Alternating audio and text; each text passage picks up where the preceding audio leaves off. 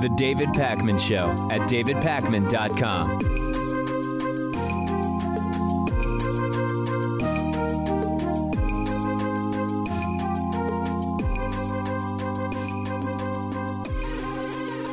A couple of weeks ago, I brought you the story of a new Pew Religion Center study which showed that no religious affiliation is the fastest growing choice for respondents in Pew's annual religion survey. And I made clear at the time that when someone says none as their religious affiliation, that doesn't necessarily mean that they are atheists. It doesn't necessarily mean that they don't believe in a God, although it may. What it really tells us is they don't affiliate with an organized religion. And that can be good, that can be bad. I wasn't presenting it at the time as a sort of value judgment or value statement. It was simply to tell you that the evidence indicates that people are moving away from organized religion. Some portion of them are atheists or non-believers of different stripes. But the point was that the role of organized religion is diminishing in American society. And after we did that story, I started thinking about the ways in which religion is sort of being defeated. And I use that word again. I'm not trying to use it in a sort of, I'm using it in a value neutral way. And it's not that religion is sort of being defeated in the modern West because churches are losing followers, although that's happening. It's not just that organized religion is losing adherents, although that's also happening. And it's not even necessarily about people no longer literally believing religious teachings or no longer believing in a God, also, although that also is happening. It's not even really about secularism, the separation of church and state, although we are working to make that a reality. We want separation of church and state. What I sort of realized was the way in which we can see that religion is in a downfall is that none of the big ideas are coming from religion anymore. No, will they, I would argue. Think back for a second. When you think back to math during the golden age of Islam, for example, or the development of science within the Catholic Church, there's a really good argument to be made that these advancements didn't come from the religion, but they came during a time when most people were religiously affiliated. So sort of like by definition, advancements were at least nominally tied to those religions. You don't even have to debate that at this point. If you imagine the big inventions of the 21st century, whatever you think they're going to be, or imagine humanity 500 years from now or 1,000 years from now, are the most important or the most relevant advancements and discoveries from humans going to come from religion? Can we make that case at all? I don't think that we can. Like, what is the Catholic Church doing in 2018 that is monumental for humanity right now? What element of 25th century humans will be impacted by the research and teachings of Orthodox Jews in 2018? In what way is Islam today going to push the ball forward for Homo sapiens in the next 100 years or 200 years? We won't know for some time, but the real way I would argue that religion has been pushed aside in the West is that it's simply no longer part of what's shaping the future of humanity. And, you know, religious belief, it could grow, it could fall, it impacts humanity. Whether people go to church influences people's daily lives. But religion is basically no longer playing a role in figuring out the major issues facing Homo sapiens. Climate change, religion is not playing a role in figuring out climate change. Moving beyond humans as merely being on Earth, moving to a multiplanetary species. Religion is not playing a role in that, other than trying to maybe restrict it. Dealing with the current coming technological revolution, the development of artificial intelligence, how that's going to impact the relationships of humans to work and to the economy. Religion has things to say about it, but do we think that in 300 years, religion will have figured out any of those issues? I don't know how anyone can make that case. And that's how I believe religion is going to fade in terms of its influence in determining the future of humanity. And it's really important, Pat, for me to point out, this isn't an attack on religion, right? I have views on religious belief. I've espoused them. We can talk about the impact of religious belief on crime or on the economy or whatever you want to talk about. I'm not making a value judgment. What I'm saying is that at this point, what is shaping the future of humanity, what is going to answer the big questions in the next 50, 100, however many years, is not going to come from religion. And I would hope, Pat, that people don't see that as an offensive thing. If they disagree, let me know why you disagree. Well, I think if anything, religion's going to stifle scientific and medical advancements, because when we talk about the way of the future, things like CRISPR, like gene editing techniques, or we talk about stem cell research, or we talk about vaccines, like the people that are against all of those sorts of programs, not all of them, but many of them tend to be part of the religious community. They disagree with it on a religious basis. And that stuff, that position, that viewpoint is holding us back on all those things. Yeah, so you're actually going further. You're actually saying it's not that religion will be a non-factor in what is most important for humans in the next however many years. You're actually saying that it may be a limiting influence, and I don't disagree with that, although it was not. You don't need to debate that merely to recognize that that is really a way in which religion has been pushed aside. Am I wrong? Do you disagree? If so, I want to hear from you. I want to hear from you. If you believe that religion is still going to, over the next 100 years, 200 years, be part of the big discoveries, the big advancements that impact the daily lives of humans, of Homo sapiens, then I want to hear from you. I'm on Twitter at dpacman, and the show is on Twitter at David Pakman Show. Quick break. We've got a great Friday show for you today. The David Pakman Show at davidpakman.com.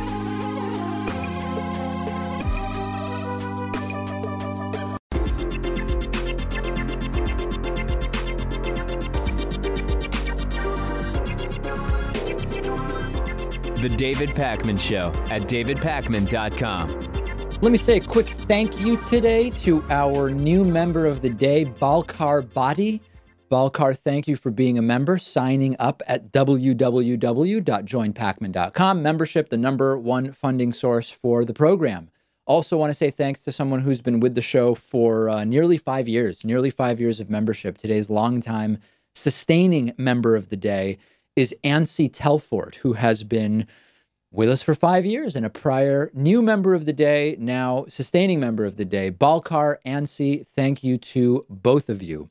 Let's go to the phones and see what is going on. Why don't we start with, at 617-830-4750, let's start with Caesar from San Antonio. Caesar from San Antonio, go ahead. Hello? Yeah, that's you. I have a question I want to ask you. Yeah, go ahead. You know, we are averaging more than one mass shooting every day now, and a lot of them seem to get worse. I mean, do people feel so irate and stressed out about their life and that they need to shoot up their workplace or school? Because I can't imagine a classmate or a co-worker, for that matter, to just go one day, wake up and say, I'm killing everyone tomorrow, and actually doing it. Well, I mean, I think that that's the problem, right? That even though when we think of our own lives, maybe some of us do know people where we would say, you know, I actually can think of a couple of people who might choose to solve problems or try to solve problems by shooting others. Most of us would say, I don't really know people who would do that. And yet, as you point out, we're having dozens of shootings a day, and some of those are mass shootings, a lot of them individual shootings. So the problem, I think, is a multi-faceted one. People who say that the problem is only guns are wrong, but guns are part of the problem. People who say that mental health is the only problem are very wrong, because mental health with access to very lethal firearms are extraordinarily problematic. But part of it is the cultural aspect of, when there are problems, thinking about using guns to try to solve them. And that's something that is bigger than mental health, and it's bigger than gun safety, although those are important things. And yeah, I mean, a lot of people think of doing exactly that, Caesar. That's the problem. Too many people are saying, I have a problem that I've identified. I have a grievance. I'm going to obtain, or I already have, firearms, and I'm going to do something with them because of what I'm feeling. And that's what we need to change culturally. Like, what would you do if you found out someone that you knew personally or close to you that was gonna like kill people? Like, if I found out that they were planning on doing it, or if I found out that they had done it? Like they were planning on doing it. It depends on the situation, but first I would try to assess for myself, is this for real? And if it is, I would let the police know. I mean, what it would be immoral not to. I would have to do that. It would be difficult if it's a close friend. Imagine if it's a family member, but I could not in any way live with myself not doing something if I know someone is thinking about going out there and harming other people. I mean, I still remember, like, many years ago, I was still young enough to remember Columbine when that happened. Yeah. That was shocking. Now yeah, I mean, it's unfortunately, if Columbine happened today, I think we would not be nearly as shocked. Like, Michael Moore wouldn't do another documentary. A documentary about one shooting now would seem pointless, because in the time that you're producing the documentary, there would probably be a handful more similar shootings. And that, I think, that's a good point, Caesar. That points out just how bad it has gotten. Caesar, appreciate the call. Thank you so much. We are checking in with folks on the phones at 617-830-4750. Let's see what is on Ari's mind. Ari, what's going on today? You there, Ari? Yeah, I'm here. What's going on? Hey, I actually wanted to ask you a question. This is recently you had posted this clip of the interview we had with, I think it was Stephen Mansfield. He was talking about the Kurdish situation. Yes.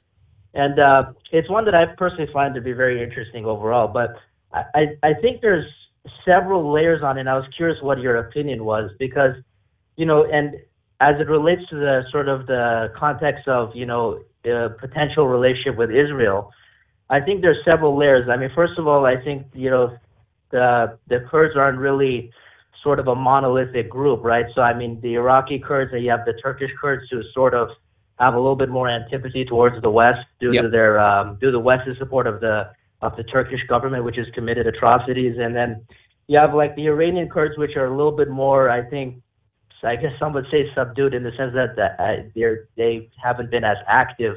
And I think part of that is just, the situation, just the geopolitical situation. Part of that, so they sort of have more of a shared history with other Iranian groups like the Persians, which they don't really identify as much with the Arabs and the Turks. But I think as it relates to, you're talking about sort of the Arab and Middle Eastern leaders concerned that this was some sort of Israeli plot. And obviously there's no shortage of that type of rhetoric coming from those leaders. Whether it's talking about how the Mossad is planting sharks in the water, or, clouds that are, causing droughts in the Middle East. But I think on the other side of that equation, when you talk about specifically about people like Netanyahu, or even Ayelet Shaked, or all these who are far even to the right of Netanyahu, and even I would say transcending beyond Israeli politics, someone like John Bolton, I think it's sort of a leap to say that their main driver for why they want to see an independent Kurdish state has to do with the fact that they care about the self-determination of Kurds. I think there is an aspect of viewing the Kurds as sort of a geopolitical sort of asset that could potentially be used to as leverage against other adversaries they have in common. So I think that's something. But I mean, there's no doubt there's plenty of Israelis and Americans, conservative, whatnot, that they just they sympathize with the plight of them. But I think that aspect is not the aspect that I'm talking about with those specific sort of people that I mentioned that tend to be hawkish. Is not an insignificant one. I don't know what your thoughts are on that. Yeah, I agree. I mean, with any of these complex geopolitical issues, there's not going to be, when you have complex intersecting interests, you're not going to have one element that is the one that will ultimately lead to the path on which a population will be in terms of how it's perceived and sort of works with other interests. So everything you're mentioning is true. The Israeli-Palestinian conflict is an element. The idea of the Kurds as a moderating influence in a region that many would argue would benefit from that moderation is a factor. What appeals to John Bolton about an independent Kurdish state would be very different than potentially what appeals to a right-wing Israeli or what appeals to a left-wing Israeli or how it relates to Iran. Right. I think you're absolutely right. I mean, these are complex issues, and having the most nuanced possible understanding puts us in the best position to make good decisions. I mean, even even the Turkish Kurds, like the PKK, sort of the communist guerrillas that have been fighting the government, from what I know, they actually used to fight alongside the PLO in Lebanon against the Israeli forces. So it's a really multifaceted issue from different sides. So it's kind of interesting. But yeah. Absolutely. All right, Ari, great to hear from you. Thanks for the call. 617-830-4750 is the number. Let's go next to our caller from the 954 area code. 954, who's this? 954, are you there? If you muted us while you were on hold, you may want to unmute 954. Otherwise, nope, we lost 954. Okay. Let's go instead to the 267 area code. Caller from 267, go ahead. Hi, David. My name is William Jones. I wanted to talk to you about the couple of videos that you made in the past regarding, Black gun owners that have been shot by police. Okay. Do you think that a problem with the media is selective coverage? What I mean by that is people will find some news stories that seem to fit a political slant that they have. Yes, absolutely. So you have to, when you talk about, this is a big issue, like what's an example that I talk about? So for example, with pit bull bites, right? You will often see people believe that pit bulls are statistically more likely to bite because a high percentage of the bite media stories are about pit bulls. But then what you have to ask is a pit bull bite story more likely to be covered than a Chihuahua bite story? And then you very quickly start to understand sort of the self-fulfilling prophecy that exists there, the vicious circle. So conceptually, yes, what you're describing exists. Now we have to analyze whether it exists with police shootings of legally licensed and armed Black men. Right, and that's exactly what I was getting at.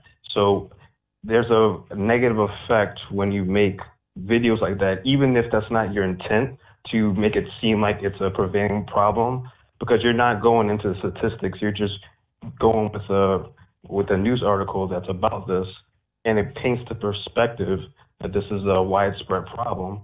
And you also mentioned about how the NRA doesn't talk about, doesn't come to the defense of these people. But I just saw an article about, there was a issue back in the past with a female cop that shot a male in his apartment building, and I saw an article about how the NRA said if he had a gun, he could have survived the situation. So yeah, but so hold on. Well, let's take these issues. You're bringing up good points, but let's analyze these one by one. It's very different to say, so if there's a critique that, hey, hold on, here's 5 stories, prominent stories of legally armed Black men where the NRA did not come to their defense. It's not a counter to that to say, here's a story of a Black guy who wasn't armed and the NRA says that he should have been, because that doesn't tell us that had he been armed, the NRA would be defending him, right? It's very easy to be the NRA.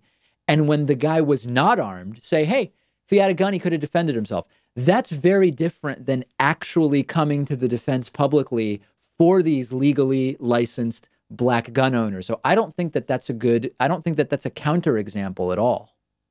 It's not even an attempt to be a counter. It's just meant to show you that there's other examples that are out there that aren't exactly the way you paint them when you cover these 2 stories. I disagree that it's an example of that. And that's what I'm telling you, William, and maybe we're not maybe I'm not being clear. It's an example of something totally unrelated. What I've been pointing out is that when you have prominent stories of white individuals that have been in similar circumstances as the ones that we've been reported, the NRA will very publicly do everything from raise money to them to make commercials around these individuals, and that we have prominent examples of legally caring black men where they're not doing that. You've cited an example of something that's a totally different thing, which is they once said a black guy should have had a gun to defend himself. It's just an example of something very different that doesn't in any way negate what I'm saying. Well, there's other things that need to be addressed as well. Okay. Because the majority of America is white, so yes. you would expect the majority of any example in America to be representative of white people, and also there's tons of examples of card-carrying NRA people that have had licenses that have been shot by police that the media hasn't covered them. Okay, so but again, William, those aren't really so the fact that lots of stories just aren't covered by the media, that's fair. That's where you started, and I thought you were on pretty solid footing there. But now you're saying something else. You're saying that lots of stories that never make it into the media, the NRA just doesn't say anything one way or the other. That's fine, but what we're talking about is the NRA's predilection for saying nothing in the defense of these legally licensed black men who are carrying weapons and are shot or something happens, compared to when the person is white. The fact that lots of stories just aren't covered is neither here nor there. Well, if it's not a public story, I don't see how it would be a public, like the NRA would come to the public defense if it's not in the public sphere. That's exactly right. So what we're talking about is within the sphere of these shootings that are publicized, and we can debate whether they are publicized in proportion to the degree to which they happen based on race.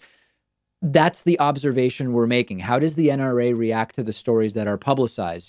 You've gone on three different arguments, which are all legitimate conversations, but separate conversations.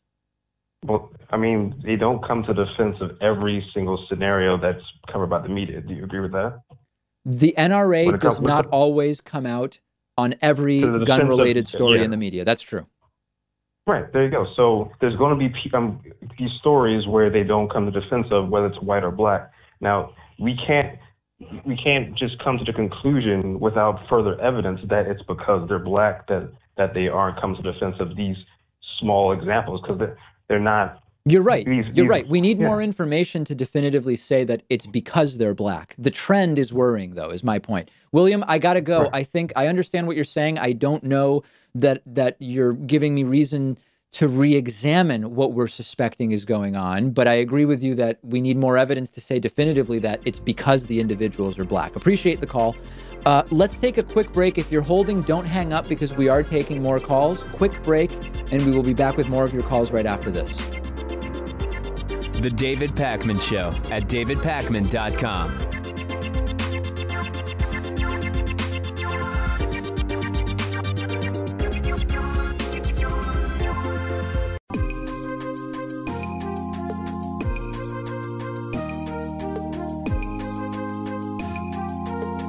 Welcome back to the David Pakman Show. Let's get back to the phones at 617-830-4750. Let's go to our caller from the 404 area code. Caller from 404. Who's this? What's on your mind today? 404. Are you there? No 404. That's too bad. Let's try instead our caller from the 619 area code. Caller from 619. Go ahead. Hey, how you doing? Good. This is my first time actually watching your show, and I took a look at your videos before I saw this video for this show, and I was like, I really liked the message and the perspective. Thank you. I don't seem to see that on other media sources, so thank you for doing what you're doing. I think alternative news sources are awesome. Appreciate it. Aside from that, so my question is more along the lines of perspective. Actually, the last caller gave a really great perspective. And it's interesting how people see things from their point of view, and I think that's awesome. The issue is I think it's being exploited. And unfortunately, and I'll give an example of what I mean by this. And it's being exploited by the Trump administration and by the media. And my question is more along the lines of what can we do about it? I mean, yes, we can vote. Yes, we can write our congressman. Yes, we can write our senator. But to give an example, I'm a disabled veteran who lives down here in Tijuana, Mexico, near Rosarito. And I had front row seats to what was happening right here at the border, at the San Ysidro border. I spoke to the Honduran people and the migrants down here. I spoke to the Mexican people. I have friends and family who live down here. And what I saw and what I was seeing live in front of on my own two eyes and getting the perspective was not at all what you saw on any of the media sites, and including what you were reading from people who were giving their perspective. And of course, the Trump administration contradicts itself at every turn, which is not new information. Okay, so hold on. Let me see if I can just, this is interesting, but I want to see if we can focus it in a way that might be more relevant to the audience. Tell us what you were seeing. In what way is what you were seeing not what is being portrayed in the media? Well, for one thing, when I was down here at the border and I was looking at and I was talking to the migrants, the methodology, which was skewed, this is not an invading force. An invading force would alliterate that they were, strategizing something. What they were looking for in their own mind was, if I just get across the border, if I just can get over there, even if they have a gun in my face, I can claim asylum, because you can hear the desperation in their voice. So when they were going there, at no point did they think, oh, I'm not going to get shot. They're not going to hit me with anything. They'll stop me, they'll block me, but all I need to do is get one toe over there and say, hey, please help me, and I'll get help. So when the tear gas showed up and when the rubber bullets were happening, there was an honest feeling of shock. But when you go on the news media and when you get a totally different point of view of, oh, they were attacking it. There was no attacking, none. They were standing there. And when you see that with your own two eyes, and then you're like, I lived here, I see it. And then you hear everyone else saying, no, that's not what's really happening. What's really happening is this, because either Trump said it or, I heard it on this blog or some podcast. I'm like, I was there. How do you, as a citizen, be able to take perspective in, but also be able to say, this is what reality looks like, because that person is in that reality. That person is there. Yeah, well, listen, I mean, to some degree, you can't show up personally at the site of every news story. So to some degree, we do have to rely on what media and our politicians tell us. The fact that we can't and that we are given so much misinformation is hugely problematic. And that's a much higher level issue that goes beyond just immigration and the border. That comes to media activism. That comes to supporting media outlets that you believe are actually doing good work, and this comes to electing people that you think are more likely to tell you the truth. So this is a much bigger issue, because it's not, I mean, I don't know what you think the solution would be, but it's not practical to imagine that every person is just going to physically go to the location of every news story. We do have to have some proxy to knowing what the world is, right?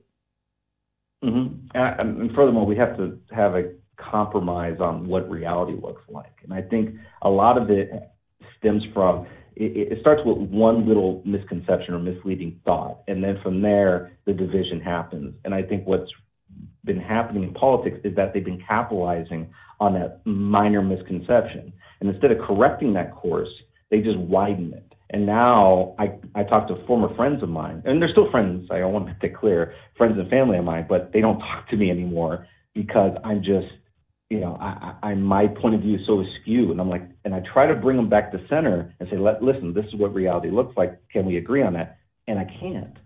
And yeah. I mean, right now we have a fundamental situation where the current administration is just straight up saying that the facts are not the facts. And that's like a bigger systemic problem. Listen, I got 25 people holding, so I'm going to let you go. I appreciate the call. And if we can't even agree on the most basic facts, then we're really in trouble. Let's go next to our caller from the 330 area code. Caller from 330, go ahead. Hey, David. My name's Andrew from Cleveland. Just a quick one for you. I was just wondering, I've been watching some of your older videos, and I was just wondering why it is, if for any reason, that you don't identify as a Democrat and just as like an independent liberal or progressive. Because I'm literally not a registered Democrat. Well, I'm just wondering like why that is exactly, if there was any reason. Oh, I don't feel any particular allegiance to the Democratic Party. I mean, I vote mostly for Democrats and some independents. I don't know that I've ever voted for a Republican, but I don't know what anyone gains from me registering as a Democrat as soon as we have, I mean, I'm an advocate for breaking the two-party duopoly. I'm an advocate for ranked choice voting to allow party to become less of a factor in how people vote strategically. Like, I just don't, you know, I can vote for Democrats in Massachusetts. I can vote in the Democratic primary if I want. I can't think of any reason that I would say, add my name to the list of a group whose existence I find to be part of the problem insofar as the campaign finance system we have, the two-party duopoly that we have. So I've just, it never appealed to me to register as a Democrat, and as a result, I don't identify that way. Gotcha. Yeah, I just didn't know if you were like anti-two-party system, like the Democratic Party as a institution, I'm whatever against, it may be. I'm against the two-party duopoly. I disagree with a lot of what the Democratic Party has done. The way they managed the 2016 Democratic primary would be an example. I find that tons of Democrats are well to the right of me personally. So I think that my problems with the Democratic Party are both systemic on some of the issues and on strategy and tactics as well. Gotcha. All right. Thank you. Okay. Thank you. Appreciate the call. 617-830-4750 is the number. Let's see who is next. Why don't we try the 650 area code? Caller from 650. Who's this? What's on your mind? So I remember watching. Hello? Yes. Who's this? This is Aaron again. So I remember watching your video on Thousand Oaks shooting the one that happened recently. Sorry, the video on which shooting was that? The Thousand Oaks one, the one in California. Yes. Okay. The 18. Yeah. So one thing I noticed when you're talking about gun-free zones is you don't know how they work. Well, I'm sorry. You noticed that when I talked about gun-free zones, I didn't know how they worked. Yeah. So basically, the only people who can carry firearms are not security guards, not off-duty officers who are at the bar, only on-call active-duty police officers. So what happened at the bar is there was a security guard with a concealed carry permit in California, which is incredibly difficult to get. I'll mind that. So he's been thoroughly vetted. So he wasn't allowed to carry his gun, and he instead had to rely on trying to grab his gun. He got shot and killed. And there was a lot of off-duty cops at the place. So one of them could have been a designated driver, or a couple of them, and they could have had their guns. So essentially, the gun-free zone got those people killed, or got people killed because there's two lines of defense that were stripped from being able to shoot back. Let me see if I understand what you're saying. I want to make sure I'm not misstating it. You're saying I don't understand gun-free zones, and that as a result of the way that the gun-free zone works in Thousand Oaks, California, all of the people that were there that were reported to have firearms weren't enough people to stop the bad guy with the gun, and that more people with guns would have been there if it were not a gun-free zone? Is that what you're saying? I'm saying that the security guard was not allowed to have his gun because of gun-free zone. Okay, right. So he took the gun from the shooter. Was I right on that? No, he was not. So the security guard, instead of having to take out his gun and shooting the guy dead, he had to instead wrestle and try to grab the gun from the guy, and he got killed. He got killed by police. What? Which? I don't even know if we're talking about the same incident at this point. Thousand Oaks, the one where the guy came into a bar and shot and killed a bunch of people. Right. The security guard had a gun, or he had a concealed carry permit, but he didn't have his gun on him because it's a gun-free zone. Okay, correct me if I'm misremembering the story, and I'm just going from memory because there's been so many shootings. Is that not the one where when police arrived, the security guard had the actual shooter pinned with his knee in the guy's back and his gun on his back? Are we talking about that story? That was Chicago. That's a completely different one. Oh, okay. I'm sorry. Then I'm just mixing up the details. I'm sorry. I apologize. Okay, yeah. So the Thousand Oaks shooter, he walked to a bar that had a security guard who had a concealed carry permit, but he was not allowed to have a gun because it's a gun-free zone. Got it.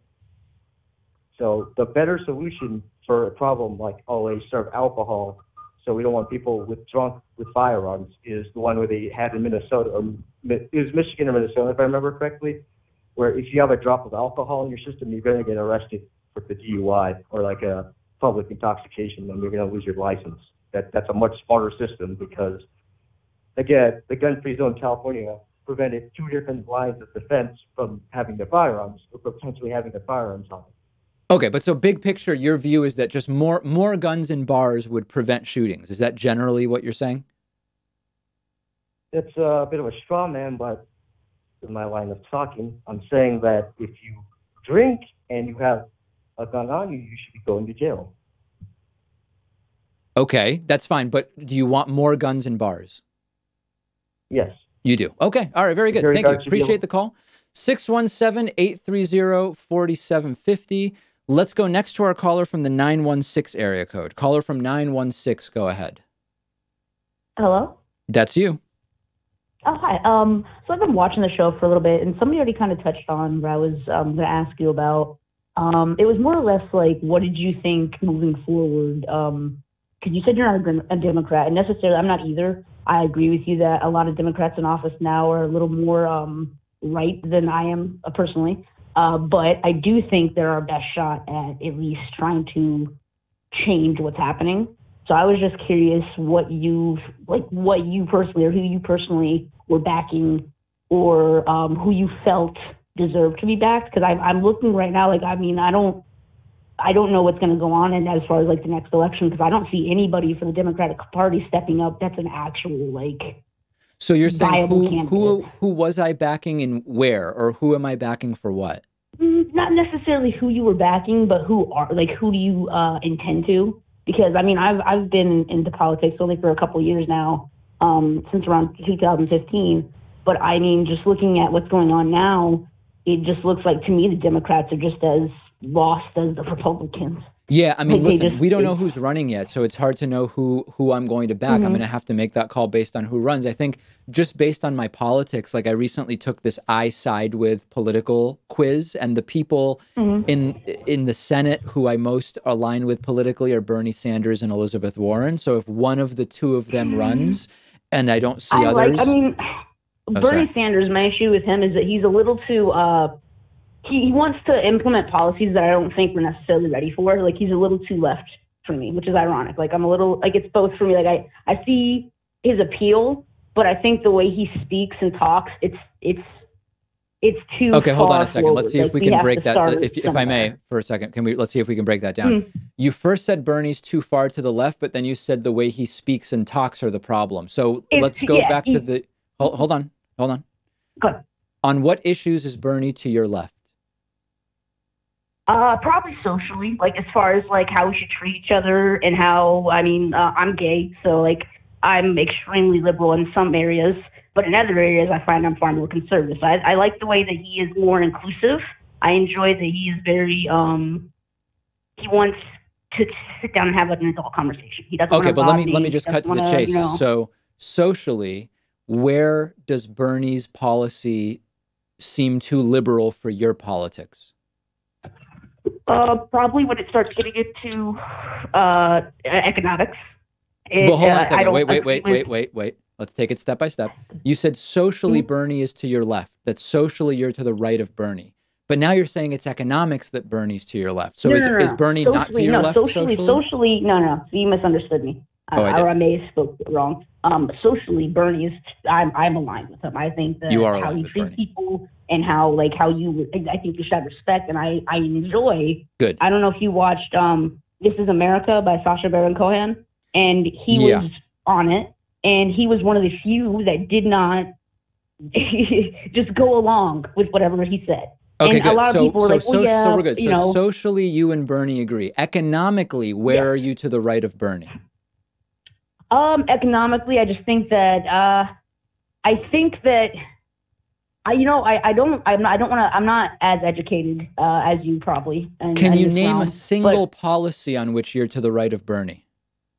Oh yeah, I can. God, what is it now? Now that I'm on the show, that all that information slips your mind. I can't remember exactly what the policy was, but I do remember it was a couple years ago because it was when he was running for president. Mm-hmm. He was speaking about it, and he mentioned, do you mind if I do a real quick checkup, or would that be too long on the air? Because I can't remember. Yeah, what the I think we're going to wrap, was. but I think I would encourage you to reconsider whether you actually don't like Bernie as a possible candidate, because so far we haven't identified any differences. I really appreciate the call. That's a conversation that in my personal life I've actually had with a lot of people, and it tends to go often exactly like that. Sorry to everybody I didn't get to. I am out of time. We will take calls again. Thanks to everybody who called in. Thanks to everybody who is holding. Quick break, and we continue with the Friday show on The David Pakman Show. The David Pakman Show at davidpakman.com.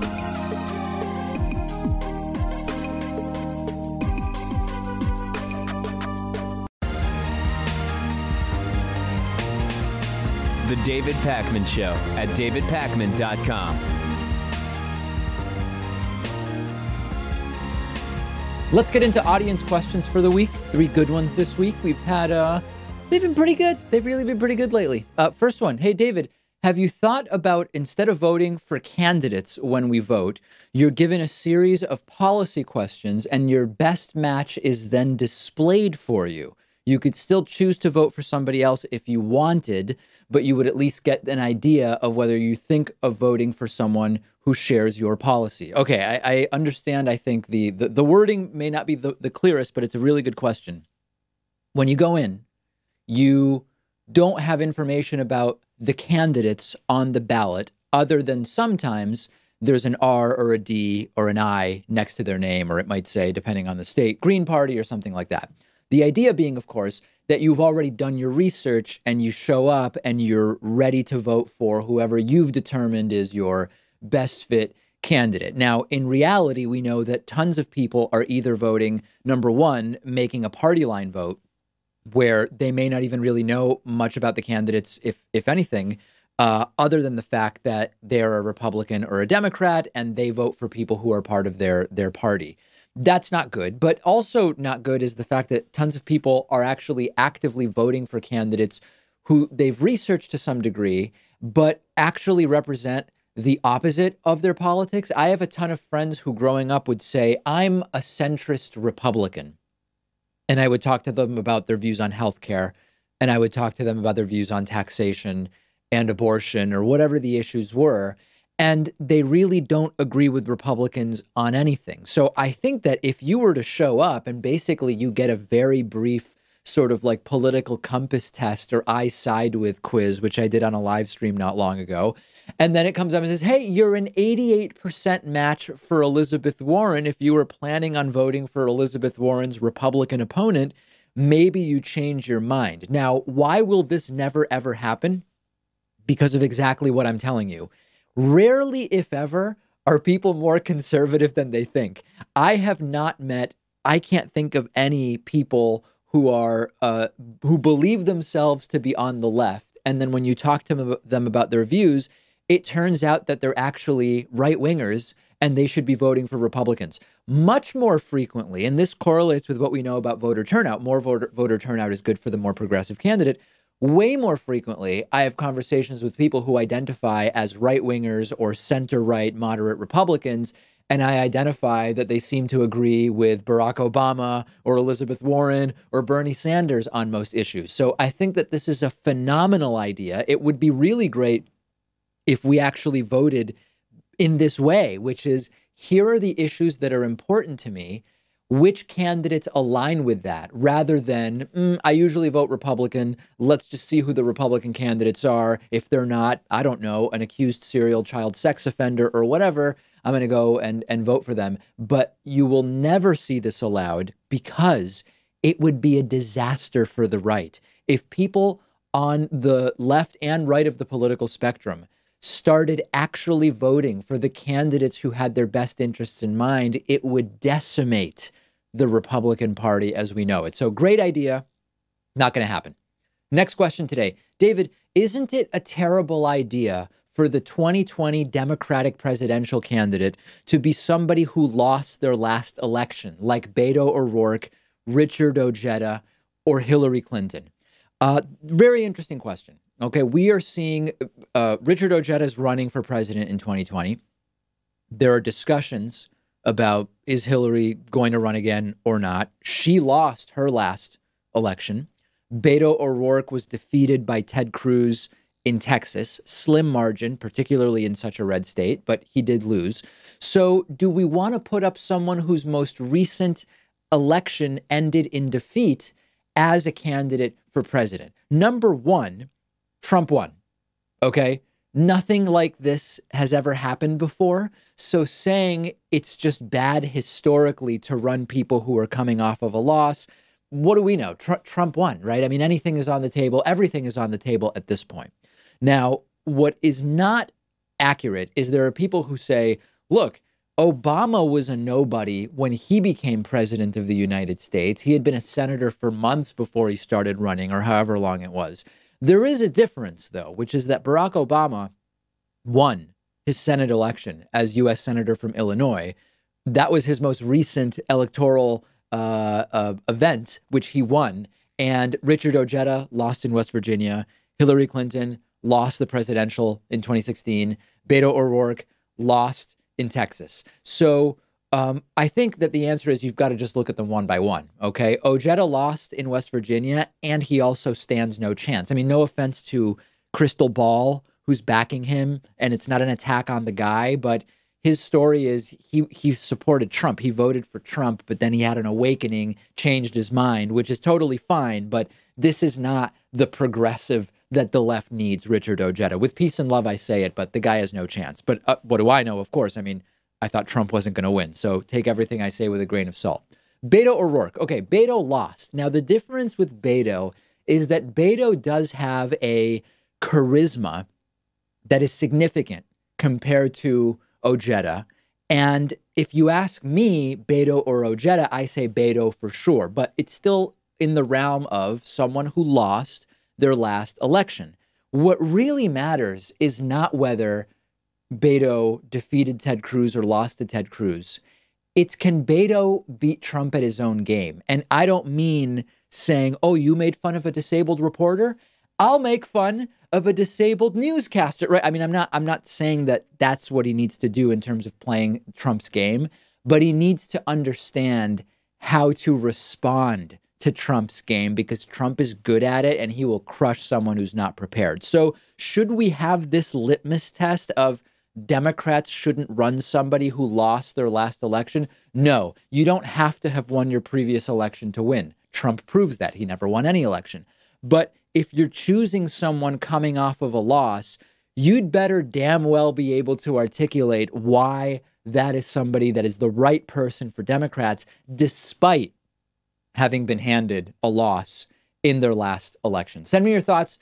Should we care about this? Should we care about the last results that a potential candidate got, or is it not really important? I want to hear from you about it. Last question today. Hey, David, we hear a lot about Black Americans voting for Democrats and Trump claiming that he has more Black support than any Republican in history. What are some demographic groups that you think might move support from one party to another? Well, I'll tell you one that's not going to be moving support from one party to another anytime soon. That's Jews. I know that there are sort of some notable individual Jewish Americans who support Republicans, but Jews are an overwhelmingly liberal group. They, with the exception of like the very Orthodox Hasidic Jews in some parts of the U.S. who do tend to vote more Republican than other Jews, Jews were one of the biggest supporting groups of Barack Obama both times. And so that's not a group that's going to shift anytime soon. Obviously, African Americans are being mentioned, Black Americans. They are not going to be shifting support to Republicans anytime soon, not because, as we hear from some on the right, Blacks are, quote, on the plantation or have been assumed as supporters by the Democratic Party. It's because genuinely the policies of Republicans are bad for Black Americans and for Latino Americans and for all sorts of groups. So I don't expect that to change in the Republican Party, and therefore I don't expect Black Americans to start supporting Republicans in great numbers. A more interesting one that actually has some potential to shift is, what about working class Midwestern white voters? Will they move more towards Democrats as Donald Trump continues to crush them with his policies? Trade policy, the tax cut, which is not even really a cut for many of these middle class, Midwestern white Americans. Will they be interested when we think about 2020? And this is why the earlier question about the right choice for Democrats for 2020, would a Midwestern or Southern Democrat who speaks to that middle class, Midwestern white portion of the electorate be a better choice than like a Northeastern liberal to run on the Democratic side? I actually don't think that matters so much, as long as they are able to speak to and engage with the working class Midwestern white voters in the way Trump was able to, despite the fact that his policies are a disaster for them. And then another one that I'm interested in is, what about second and third generation Latino voters? And what I mean by that is, you have, so to back up, Latino voters are overwhelmingly liberal, other than Cubans. Okay, so Cubans with this very anti-communist, anti-Castro mentality, when they come to the United States, they are sort of like the primary subgroup of Latino voters in terms of country of origin that does tend to vote more for Republicans, although even that may change, and we may see that change. So are the non-Cuban Latinos going to maybe move a little bit towards Republicans as they get older in the United States and acquire wealth and have children here? And I don't know the answer. In the short term, with the Republican policies that we're seeing coming out of Trump's administration, the answer is definitely not. But bigger picture, I actually think that it's more likely that Cubans go left than other Latinos go right. One other thought would be, what about if you look at high cost of living areas, which tend to be blue areas, right? But not always. High cost of living areas that are outside of cities. So not the city. So like Orange County in California is an example of a high cost of living area that actually has been relatively conservative historically, sort of appealing to low tax Mitt Romney type Republicans rather than social conservatives. Will they start moving to the left if they continue to see sort of this unhinged Trumpianism that is not the Mitt Romney Republicanism that they are sort of in favor of? Will they start to move towards Democrats? And in fact, the midterms in Orange County showed us that not only is it possible, but it did happen in that particular enclave. Those are a few of my thoughts. What groups am I missing? What groups might we see? What demographic groups might we see shift either left to right or right to left over the next few election cycles? Send me your thoughts. We've got a great bonus show for you today. I'm out of time. Trust me, it's a good one. Become a member, become a patron, get instant access to the bonus show.